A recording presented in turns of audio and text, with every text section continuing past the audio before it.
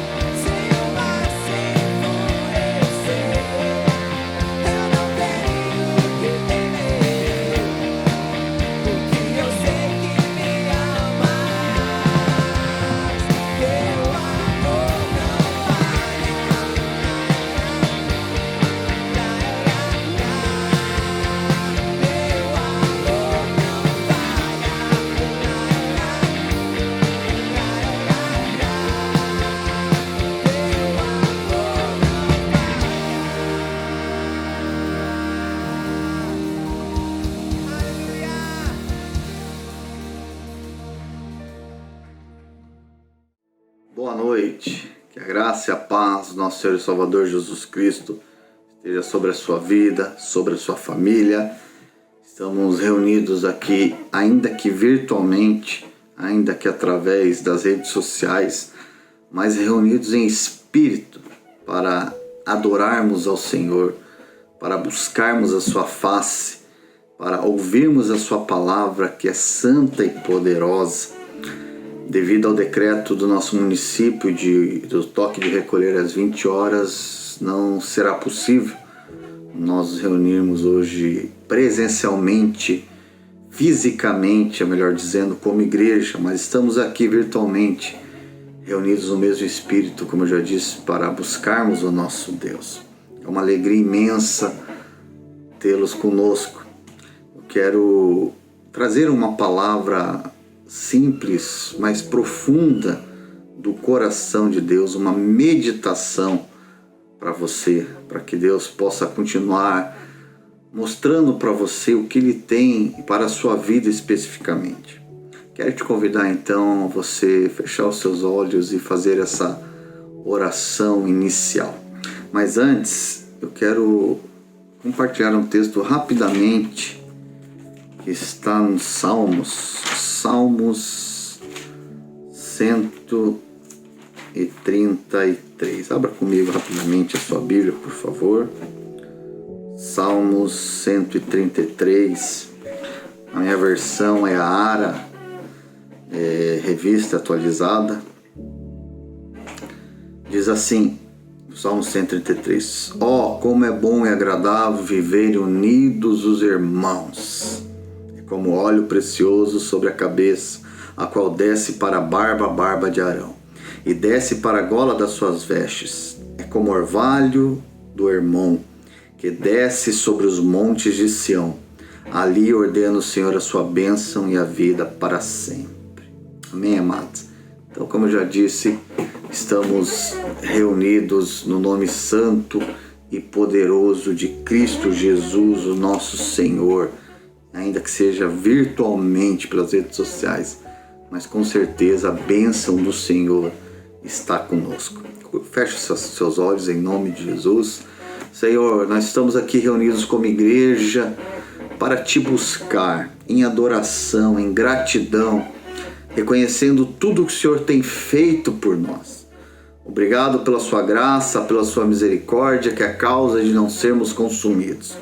Obrigado, Deus, porque mesmo em meio a tantas provações e privações, a tantas lutas, o Senhor tem sido fiel.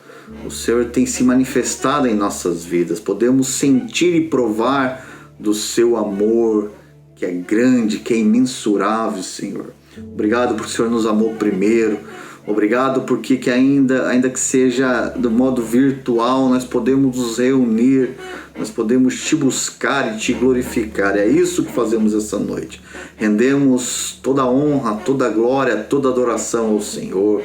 Nossos corações são gratos porque o Senhor é Deus sobre as nossas vidas. E através de Cristo Jesus, nosso Senhor e único e suficiente Salvador, é que estamos aqui reunidos para te buscar, para ouvir a sua voz. Fica à vontade, Espírito Santo. Visita cada família que está vendo esse vídeo. Abençoa, Senhor, cada casal, cada filho, cada criança. Abençoa, Senhor, de modo especial e venha falar aos nossos corações.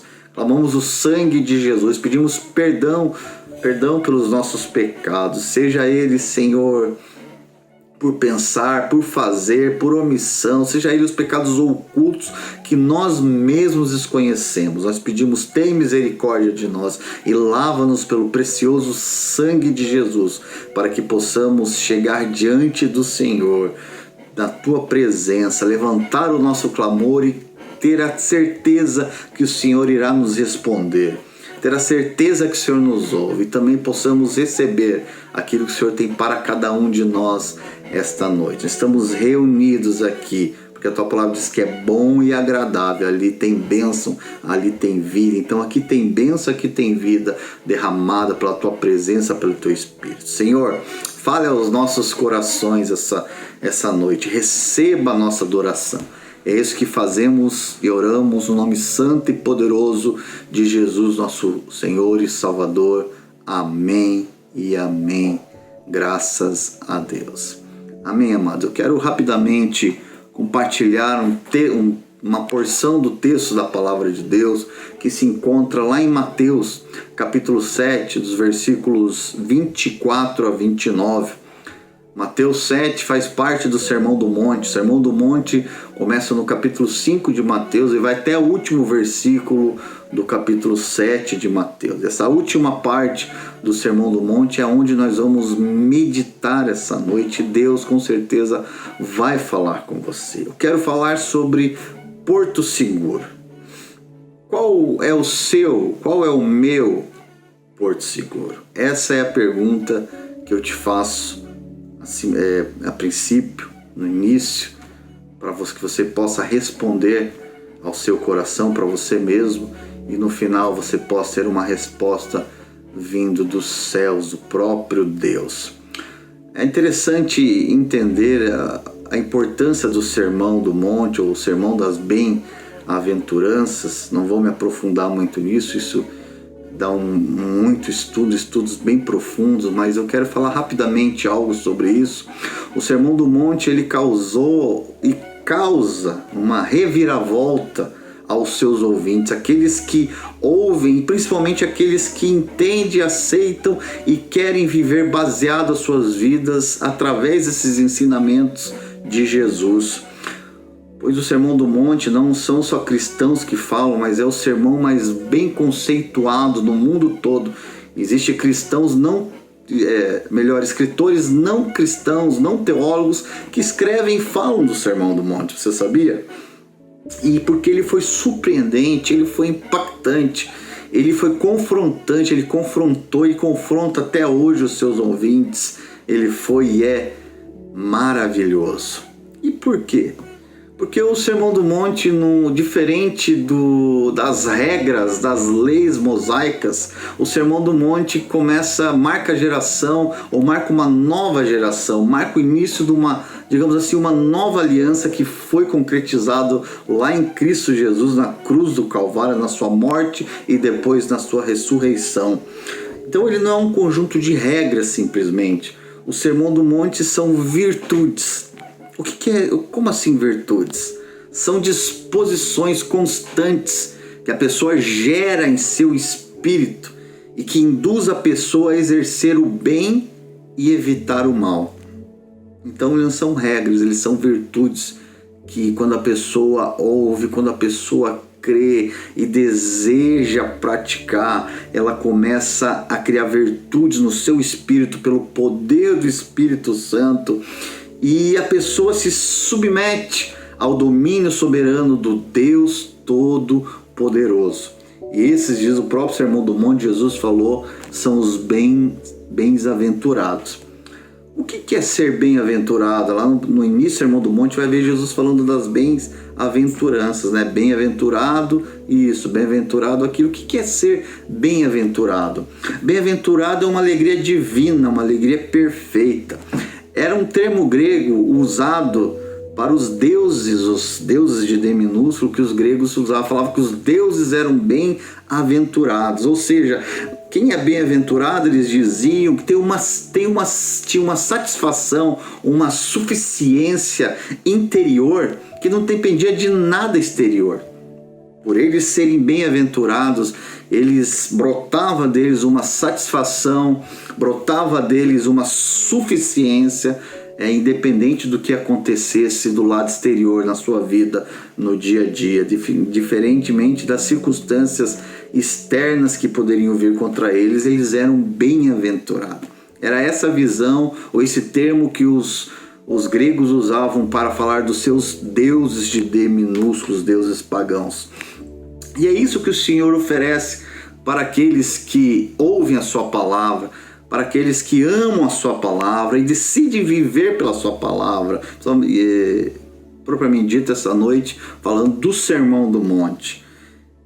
Ele promete uma alegria para já, para agora, uma suficiência, uma satisfação interior para para que nós possamos desfrutar nesta vida e para toda a eternidade. Uma alegria, uma satisfação que nada nesse mundo pode trazer, nada nesse mundo pode oferecer, a não ser o próprio Deus, o próprio Espírito Santo, é o único que pode nos trazer essa bem-aventurança, essa alegria, essa satisfação, essa suficiência que nós buscamos. E muitas vezes buscamos em lugares errados e não no lugar certo, que é no próprio Deus, na própria palavra do Senhor Jesus, o qual nós vamos ver esta noite. E eu quero ler com você esses versículos de Mateus 7, 24 a 29, e leia comigo, antes de eu falar especificamente aqui de 2 versículos. Abra comigo lá então, Mateus capítulo 7, versículo 24 a 29. Ele diz assim: todo aquele, pois, que ouve estas minhas palavras e as pratica, será comparado a um homem prudente que edificou a sua casa sobre a rocha. E caiu a chuva, transbordaram os rios, sopraram os ventos e deram com ímpeto contra aquela casa, que não caiu, porque fora edificada sobre a rocha. Então nós vemos aqui, primeiramente, o homem que construiu a casa sobre a rocha. Esse homem, Jesus diz que ele é tido como uma pessoa prudente. E por ele ter edificado a casa sobre a rocha, vieram os ventos, vieram as tempestades e a casa ficou firme. E continuando, ele diz no versículo 26: e todo aquele que ouve as minhas palavras e não as pratica será comparado a um homem insensato, que edificou a sua casa sobre a areia. E caiu a chuva, transbordaram os rios, sopraram os ventos e deram com ímpeto contra aquela casa. E ela desabou, sendo grande a sua ruína. O segundo homem, que ele diz que é insensato, teve a mesma oportunidade, ou passou pela mesma situação do primeiro. Ouviu as palavras do Senhor, só que ele não praticou. Então ele é comparado como um homem que, ao invés do primeiro, que ouviu a palavra, praticou e edificou sua casa na rocha, ele é comparado a um homem... Desculpa, querido, o fone está caindo aqui. Ele é comparado ao homem que edificou sua casa na areia. E as mesmas dificuldades vieram sobre a vida dele do que vieram um homem que ouviu e edificou a casa na rocha. Veio o vento, veio a chuva, veio a tempestade, só que a sua casa caiu, porque estava edificado na areia. Está entendendo? É isso que quero tratar essa noite. O teu porto seguro é a rocha ou é a areia? O teu porto seguro está em Jesus ou fora dele? Aonde você está edificando a sua casa, ou melhor dizendo, a sua vida? É isso que Jesus está falando. Está falando da nossa casa física, as 4 paredes, mas falando da minha e da sua vida. E é isso que eu quero ver com você esta noite. Mas antes disso, o versículo 28 e 29 traz algo interessante. Diz assim: quando Jesus acabou de proferir essas palavras, estavam as multidões maravilhadas da sua doutrina, porque ele as ensinava como quem tem autoridade, e não como os escribas, os senhores da lei, aqueles que escreviam, que ensinavam a lei, não. Depois Jesus acabou, nesses últimos versículos, de proferir o Sermão do Monte, as multidões ficaram maravilhadas, boca abertas ali, ficaram estupefadas com aquilo, porque nunca tinham escutado algo igual. Por quê? Primeiro, porque era o próprio Deus falando, era o ensinamento do próprio Deus. Jesus representando Deus Todo-Poderoso, Deus Pai, como Filho, estava ali proferindo essas palavras. Não eram os escribas com as suas leis e regras, não eram os simples homens que estavam falando os que achavam ou achavam que tinha autoridade, eles estavam cansados de ouvir, não, mas era o próprio Deus falando. Por isso aquilo tocou o coração daquelas pessoas. Por isso que ele ensinava com essa autoridade que nenhum homem nessa terra tem. Esse poder pertence a Deus. É por isso, quando pregamos a palavra, um homem carnal como eu estou fazendo agora, ministrando, compartilhando uma palavra, meditando com você, essa palavra toca o teu coração e muda a sua vida em alguma área ou algumas áreas, não é porque eu, Emerson, sou bambambam, sei alguma coisa, não. É porque o Espírito Santo, pela graça e misericórdia, ele está me usando como canal para abençoar a sua vida. E aqui era o próprio Jesus falando. Então que essa noite o próprio Jesus fale ao seu coração. Então voltando aqui, onde temos, qual é o nosso porto seguro? O que é um porto seguro? O porto seguro é aquilo que eu me apego, é aquilo que eu dependo, né? Ou seja, em outras palavras, é aquilo ou aquela ou alguém que eu não consigo viver sem. É aquilo que eu me apego e dependo daquilo, eu não posso viver sem aquilo. Ou é alguém que eu me apego e não posso viver sem essa pessoa. Quero falar que o seu porto seguro, se está sendo nessas coisas, nas coisas terrenas, nos bens materiais, nessas coisas que temos na terra, que muitas delas são lícitas, temos, usufruímos dela. Se o seu porto seguro for essas coisas, se o meu porto seguro for essas coisas, ou se o nosso porto seguro for alguma pessoa, minha esposa, os meus filhos, meus pais, um amigo, um líder, quero falar que eu e você estamos fadados a naufragarmos, a termos a nossa casa derrubada pelos ventos da vida.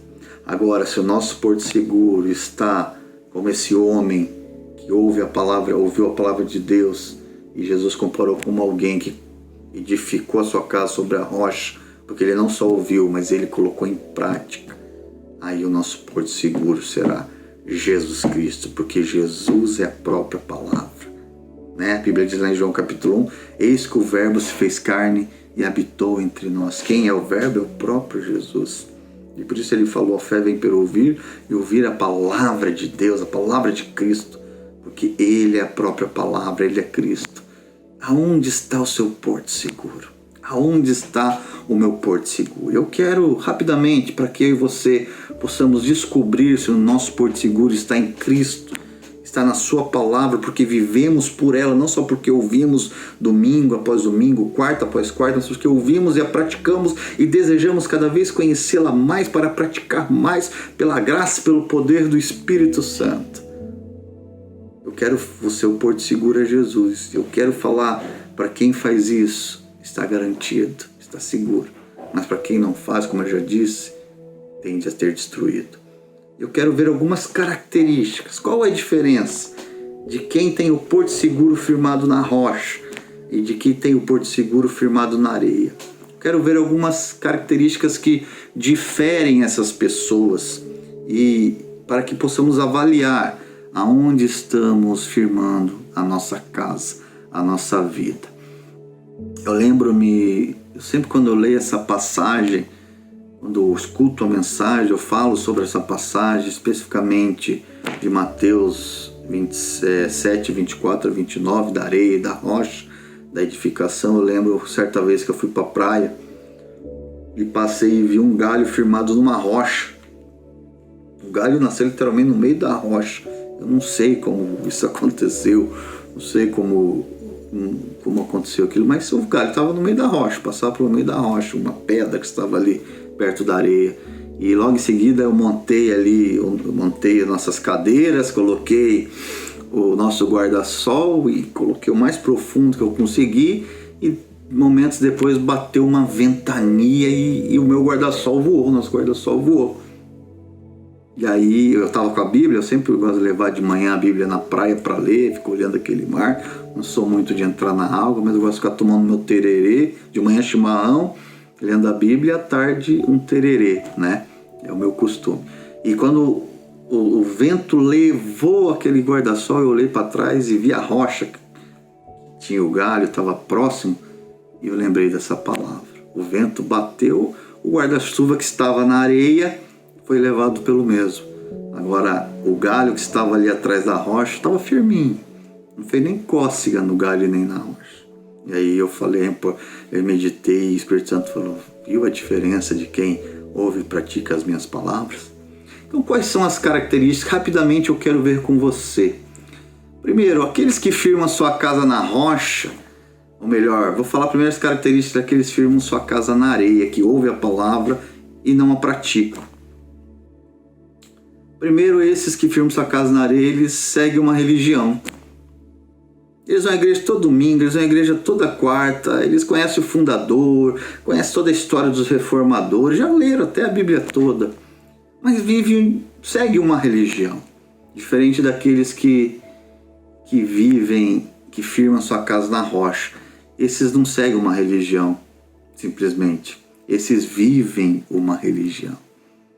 Religião do religare significa ligação com o divino. Eles realmente estão ligados com o divino. Eles realmente têm intimidade com o divino. Eles não vão só à igreja porque é uma tradição. Eles não vão só à igreja, ou não seguem só aquela religião porque o pai e a mãe ensinaram, ou seguem aquela religião porque tem medo de Deus. Não, mas porque eles vivem, eles se religaram ao divino e têm intimidade com Deus e desejam viver, ouvir a palavra, estarem no meio do povo de Deus, seguirem a Deus, porque eles querem estar ligados constantemente a Deus.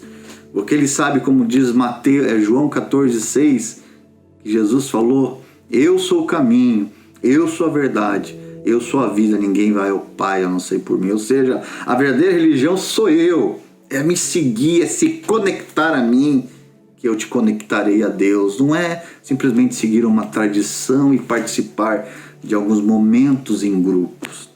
Essa é a diferença. A segunda diferença daqueles que fixam a sua casa na areia, com os que fixam na rocha, é que quem fixa a sua casa na areia participa de cultos a Deus. Como eu falei, vai na igreja, participa dos cultos a Deus, bate palma, até dá cambalhota, até arrisca falar em línguas, até pode falar. Sempre está na igreja e nos eventos da igreja. Agora, aqueles que fixam sua casa na rocha, eles não só participam, sabe por quê? Eles são o culto a Deus. Eles vivem uma vida que cultua a Deus. A sua vida é um culto a Deus nos domingos, nas quartas. Mas não só esses dias, todos os dias eles vivem uma vida que cultua e adora ao Deus Todo-Poderoso. Por isso Paulo nos alerta que nós temos que fazer isso constantemente. Romanos 12:2. Rogo-vos, irmãos, que pela misericórdia de Deus, que se ofereça como sacrifício vivo, santo e agradável a Deus. Esse é o culto racional. Isso é ser um culto a Deus. Se sacrificar, negar a si mesmo, tomar a sua cruz dia após dia e seguir Jesus. Tornar-se discípulo de Jesus. Não é só participar dos cultos a Deus. E esses que só participam dos cultos a Deus estão fixando sua casa na areia.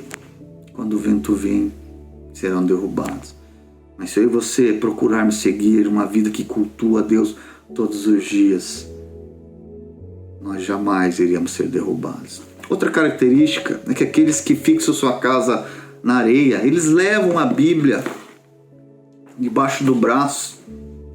Guarda num lugar seguro. Ali eu tenho algumas Bíblias, está seguro, não pega vento, não pega chuva, não pega sol, está segurinha ali a Bíblia.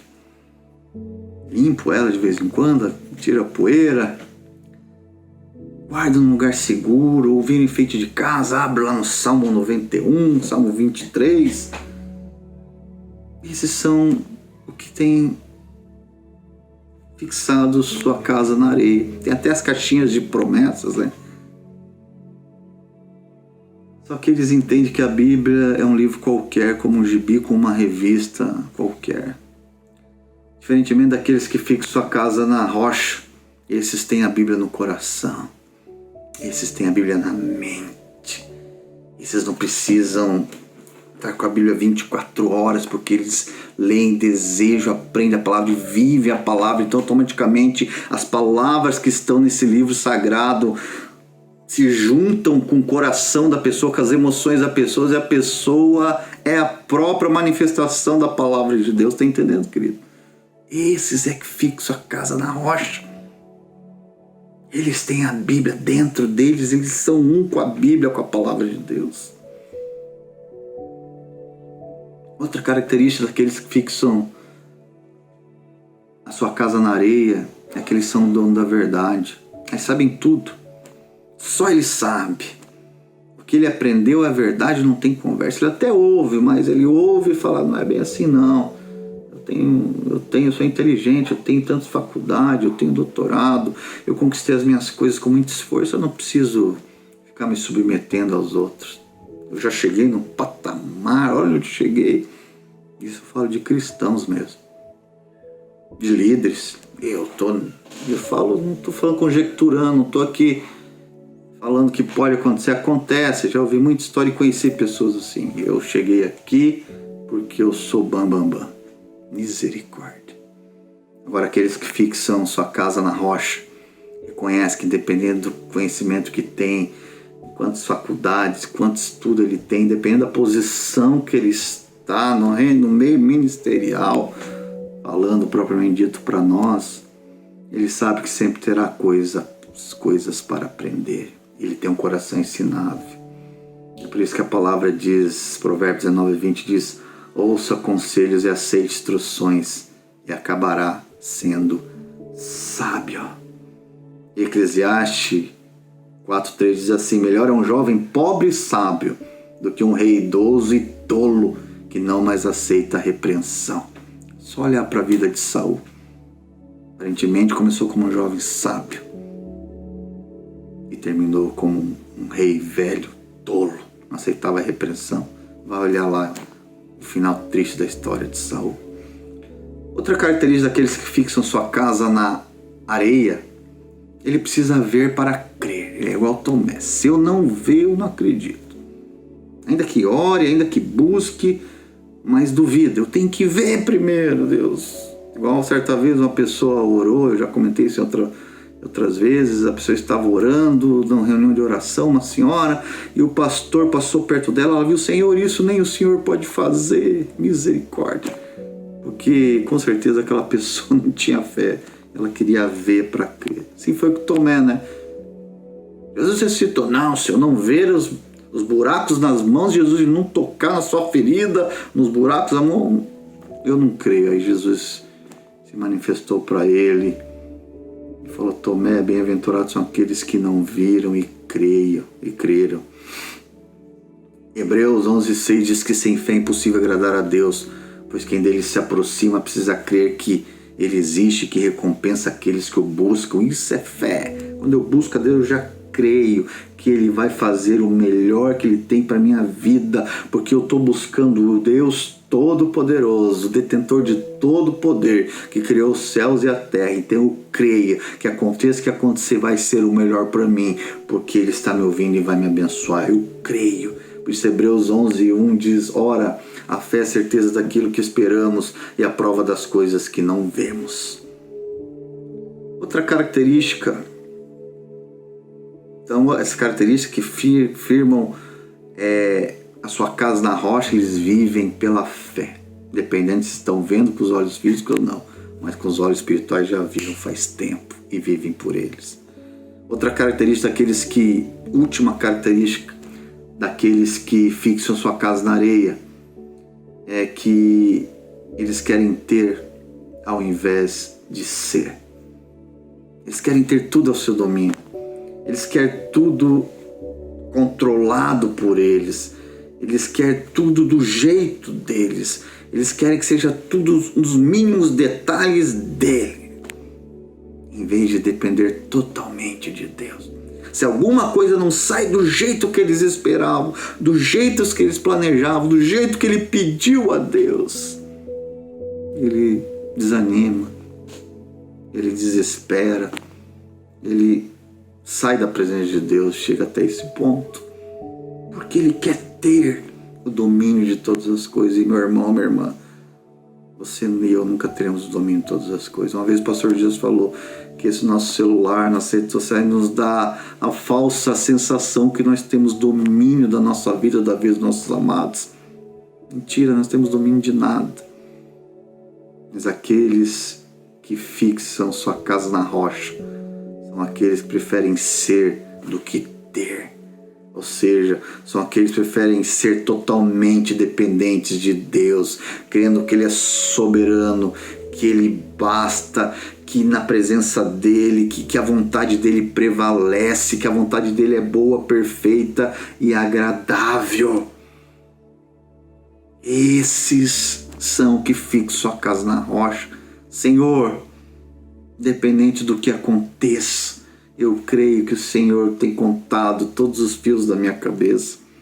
Eu creio que nenhum uma folha cai sem a tua vontade. Eu creio que eu estou passando situação, mas porque eu tenho buscado o Senhor, o melhor do Senhor vai acontecer, porque o Senhor tem tudo sob controle. Porque eu tenho buscado fixar a minha casa na rocha, e os ventos virão, as tempestades virão, mas eu creio que a tua soberania vai prevalecer, a tua vontade. E o que é a rocha, querido? 1 Coríntios 3, 10, 11 diz o seguinte: conforme a graça de Deus que me foi concedida, eu, como sábio construtor, lancei o alicerce, e outro está construindo sobre ele. Contudo, veja cada um como constrói, porque ninguém pode colocar outro alicerce além do que está posto. É Paulo falando sobre isso. E que é a rocha? Porque ninguém pode colocar outro alicerce além do que está posto, que é Jesus Cristo. Jesus Cristo é o alicerce. Ainda que eu lance o alicerce, ainda que outro construa, sobretudo, vamos ver onde estamos construindo. Se é nas nossas vontades, se é nos nossos achismos, se é nas nossas palavras, se é na sabedoria humana, se é na sabedoria dos livros desse mundo, ou se é na palavra de Deus, porque Ele é o único e verdadeiro alicerce, Ele é a rocha, é nele que nós vamos estar firmes, e pode acontecer, venha a tempestade que vier, se estivermos alicerçados nele, nada vai nos derrubar. Olha só o último verso que eu separei para você, para orarmos, para mim e para você lermos e orarmos. Provérbios 10, 24, 25. O que o ímpio teme lhe acontecerá. O que os justos desejam lhe será concedido. Passada a tempestade, o ímpio já não existe, mas o justo permanece firme para sempre. Aleluia. Essa questão que o ímpio teme lhe acontecerá, não está falando, eu vou sentir um medo, não é. Que o ímpio teme, o ímpio age daquele jeito pelo temor dele, pela dúvida do coração dele. Porque ele ouve a palavra e entra no ouvido e sai no outro, ele não pratica, faz tudo do seu jeito, tudo por sabedoria humana. Agora, os que os justos desejam, ou seja, o justo que lê a palavra, crê na palavra, crê que Cristo é a sua palavra alicerce e vive por ela, vai desejar o que Deus tem para ele. Isso vai acontecer. E aí ele fala, vai vir a tempestade, vai passar. E o ímpio vai deixar de existir.